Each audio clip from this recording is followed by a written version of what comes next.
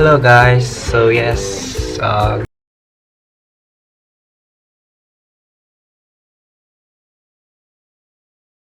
mandatory supposed to be in a vlog, the room tour. I believe you guys are familiar with that. So yes, mag-room tour tayo dito sa hotel namin. So the name of our hotel is Metropark Hotel and it is located here in Mongkok. Kumuha kami pala ng tatlong rooms, 101, 102, 117. Guys, ready? Join me. That's how you do it, guys. So first things first, ito makikita nyo, the typical hotel room. Unahin natin guys yung CR. May blower, may toothbrush and shaving kits and all. And of course the vanity mirror, CR, the toilet. Yan may pa-painting pa. Kaya ang downside lang dito guys, walang bidet. And yeah, of course the trash can. Yeah, you can see them all here. So yun yung foam bath and shampoo, shower. So that's basically it. And for our closet, ito yun siya guys. As you can see, of course another OOTD mirror as they say. So let's move on. Ito guys pala yung mga switch nila. Detailed masyado, but this is for the bathroom light, ventilation fan, corridor light. So insert cover for power. Yan, kung gusto mong magpalinis after mo umalis dito sa hotel mo, you can click the please clean up, and if ayaw mo na magpalinis, do not disturb. Just like that, okay? So ito yung remote sa aircon namin. So currently 24 degrees Celsius yung nandito. Another vanity mirror. Sorry sa mga stuff ko dyan.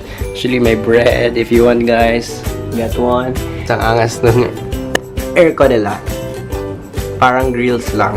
You would not expect. Ito yung TV namin, currently di pa yung nagagamit. Free water sila. May ito, meron din sila niyan. Coffee guys if you want to. Here's my brother Yerik doing his thing. And this is my bed. Oh! Nice. So guys, if you wanna see the view, wala kayo makikita masyado dito. Ayan guys. Ito yung view na room namin. So all in all, ito yan siya guys. So connecting room to guys. If you open this one, you can go to the other room and paras lang yung makikita nyo dun sa aming room. Nandiyan si Lola Mama nagpapaganda, diba?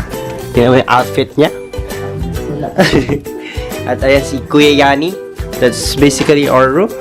And nandiyan si Dad. Hi, hello. You just entered the room. To Ocean Park now. Okay. Will be. Ito naman tayo sa room ng mom and dad ko. Let's hit the doorbell. Just keep on waiting. A few inches later. Okay, so ito yung room nila guys dito.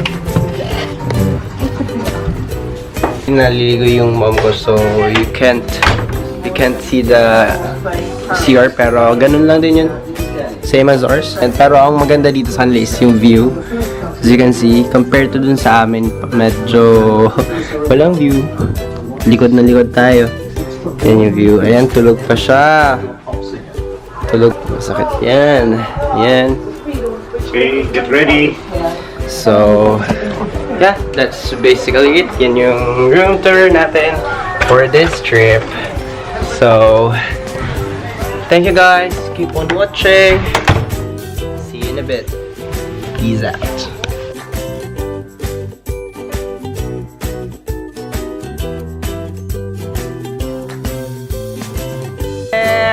Woo, what's up? So right now, as I promised, we are going to have night market. here in Hong Kong. So, sabi daw ng mga tao dito or sabi ng internet, most likely yung night market can be found here in Bangkok, and fortunately our hotel is in Bangkok, so no hassle, no worries. I think this would be just walking distance. I'll show you around Hong Kong when it's nighttime. So yeah, para din naman makita nyo kung ano itsura niya. Well, just a typical Manila-like city view.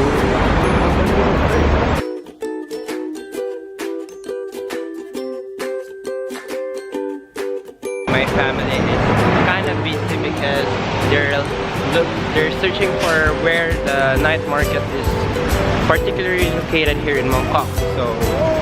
So right now I'm just, you know, vlogging and, you know, just doing nothing, just talking to you guys. I'm acting so weird here, guys. Maybe people are judging me.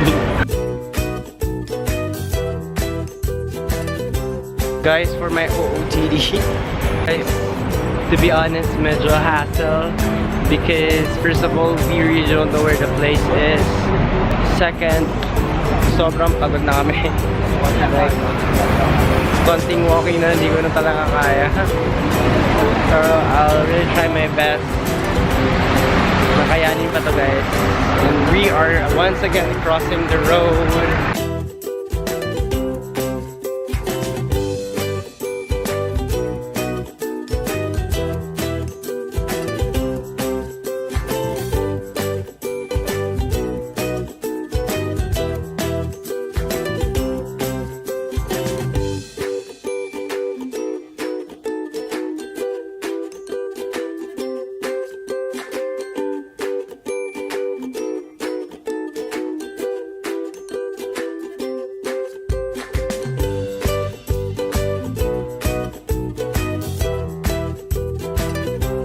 Update nga pala, we passed like a street here na madaming nakahilerang mga, alam mo yung stores, like the typical Divisoria setting and Changi setting and all, pero I really don't get it.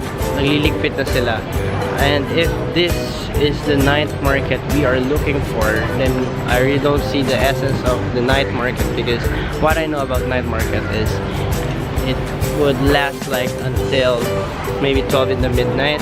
Pero as of now, guys, parang madami nang sarado and madami na nagliligpit, and yeah, kind of disappointed for that. Pero we're still hoping na mali yung napuntahan namin and may legit na night market area talaga dito. And I hope na this place na nabisita namin like right now is daytime pa sila nagtatrabaho. So yes, I am really hoping na, and I really truly believe na hindi ito yung place na to. And yeah, update naman guys later. Guys, I regret saying that it's walking distance. Like for me it is not, maybe because I'm tired right now, but seriously it is not. Confirm, mali nga yung napunta namin, so fail. But yeah, I think we're still going there, so keep on watching. Let's see it ourselves. What's up guys, finally we're here. This is it guys. Ito nga talaga guys yung night market. Obviously mukhang Changi ng Pinas. Woo, dami mabibili dito guys. Of course, affordable price. Well, obviously night market, so Changi, the expect. Dito kami siguro bibili ng pasalubong para, di ba, makaano naman, makatipid. So guys, palubat na naman ako. So ito yung masasabi ko sa inyo, ito yung night market dito sa Hong Kong. So actually maganda nga, madami kang mapipilian dito guys. Tingnan mo pa lang yung mga belts, t-shirt, bags, accessories, stuff, and everything. Guys, mahanap nyo talaga dito sa affordable price. So, toys, of course. Barbies. Techs. Gadgets. Everything, guys. Alam nyo naman mga Pinoy, mahilig sa mga ganito, guys, right?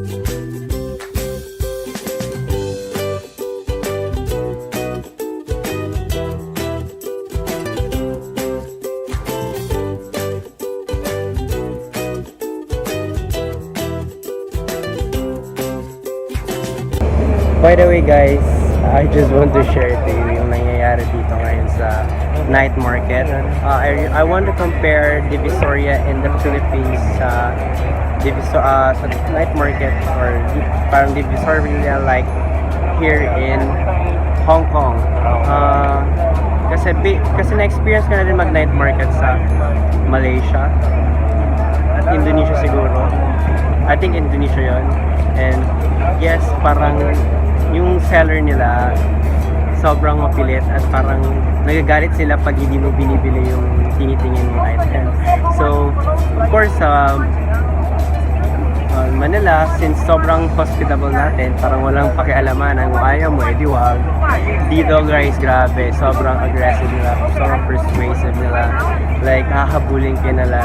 Pero, ibebenta nila, ilo-lower nila yung price nila as much as kaya mong i-afford na talaga yung gusto nila, ay yung binibenta nila.